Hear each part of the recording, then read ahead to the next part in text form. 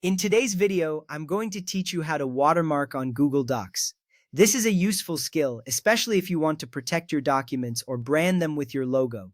First, you need to open your web browser. In the search bar, type in Google Docs. You can also go directly to the website by typing docs.google.com. This step is crucial because it brings you to the platform where all the magic happens.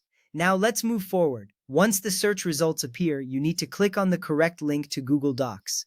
Make sure you select the official Google Docs link to ensure the security of your documents. Security is important as it keeps your data safe from unauthorized access. After accessing Google Docs, you will be prompted to log in. Use your Google account credentials to do this. If you're already logged in, you'll be directed straight to your Google Docs homepage. Logging in is essential because it connects your session with your personal documents. Next up, you'll want to select the document you wish to work on. You can choose an existing document from the list or create a new one. If you're opening an existing document, simply click on it. This step is important because it determines which document will be watermarked. With your document open, look towards the top menu bar. Click on the Insert option. This menu holds various tools and elements you can add to your document. The Insert menu is a powerful feature that lets you enhance your document in many ways. From there, you'll see a drop-down menu. You need to click on Page Elements. This option will guide you to where you can add different features to your document's layout. Selecting page elements is crucial because it leads you to the watermarking tool. Next, click on Watermark.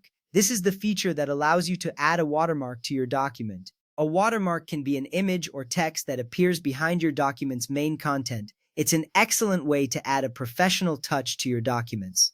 At this point, you have a choice to make. Decide whether you want to add an image or text as your watermark. If you're using an image, you can upload one from your computer or select from your Google Drive. For text, you can simply type in the words you want to appear. Choosing the right type of watermark is essential because it reflects the purpose of your document. Once you've chosen your watermark type, it's time to customize it. You can adjust the transparency, size, and positioning of your watermark. These options ensure that your watermark doesn't overpower the main content but still remains visible. After customizing, remember to click Done to save your changes.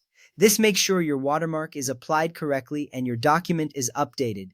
And there you have it. You've successfully added a watermark to your Google Docs document. This process not only personalizes your document but also adds a layer of protection.